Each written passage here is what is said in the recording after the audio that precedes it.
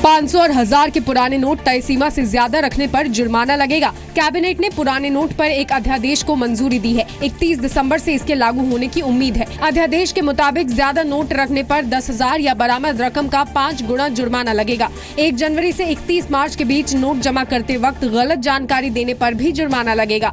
सूत्रों के मुताबिक अध्यादेश में तय सीमा से ज्यादा पुराने नोट रखने पर 4 साल की सजा का प्रावधान भी है। हालांकि ये साफ नहीं है कि 30 दिसंबर के बाद पुराने नोट पाए जाने पर कार्रवाई होगी या 31 मार्च के बाद। अध्यादेश को अब राष्ट्रपति के पास भेजा जाएगा। उनकी मंजूरी के बाद अध्यादेश लागू हो जाएगा।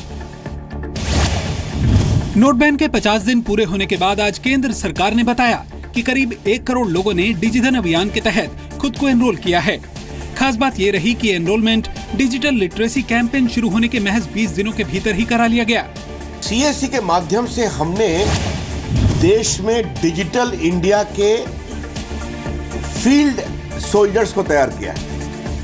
वहीं देश भर में पॉइंट ऑफ सेल कैटेगरी में करीब 95% की वृद्धि देखने को मिली है। यूनिफाइड पेमेंट इंटरफेस यानी UPI में भी उपभोक्ताओं की संख्या 1.93 करोड़ लोगों से 35 करोड़ तक पहुंच गई है। नोटबंदी के बाद डिजिटल पेमेंट को बढ़ावा देने के लिए सरकार और नए कदम उठा सकती है। आज मुख्यमंत्रियों की सब कमेटी के साथ नीति आयोग की बैठक में कई सुझावों पर चर्चा हुई। बैठक के बाद कमेटी की अध्यक्षता कर रहे चंद्रबाबू नायडू ने कहा कि बेसिक फोन से USSD के जरिए बड़ी आसानी से ट्रांजैक्शन किया जा रहा है। आज की बैठक में डिजिटल पेमेंट को लेकर कुछ और कदम उठाने पर सहमति बनी। USSD और UPI को लोगों के लिए और आसान बनाया जाएगा। डिजिटल पेमेंट को बढ़ावा देने के लिए स्मार्टफोन पर सब्सिडी दी जाएगी। डिजिटल ट्रांजैक्शन पर इंसेंटिव दिया जाएगा। मार्च तक करीब 11 लाख POS मशीनें लाई जाएंगी। डिजिटल पेमेंट से जुड़े सवालों के लिए हेल्पलाइन नंबर 14444 जारी होगा।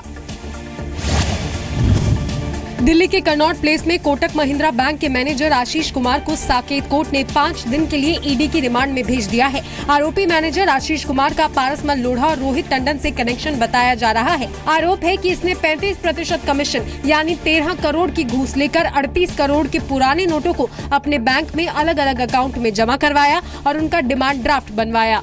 ठीक है, हम इसके लिए सुबह फिर दोबारा मूव करेंगे। जो हमारी रेमेडीज है हम हाई कोर्ट दोबारा अप्रोच करेंगे कि अनऑथराइज कस्टडी में ऐसे रखा हुआ है इन्होंने जो 24 आवर्स के बाद किसी को रख नहीं सकते। अपने मैनेजर की गिरफ्तारी पर कोटक महिंद्रा बैंक ने सफाई दी है। फर्जी अकाउंट्स की जांच के दौरान कोटक महिंद्रा बैंक ने आरोपी मैनेजर आशीष कुमार को पहले ही सस्पेंड कर दिया था। बैंक तय नियमों का पालन नहीं करने वाले कर्मचारियों के खिलाफ कड़ी कार्रवाई करता है।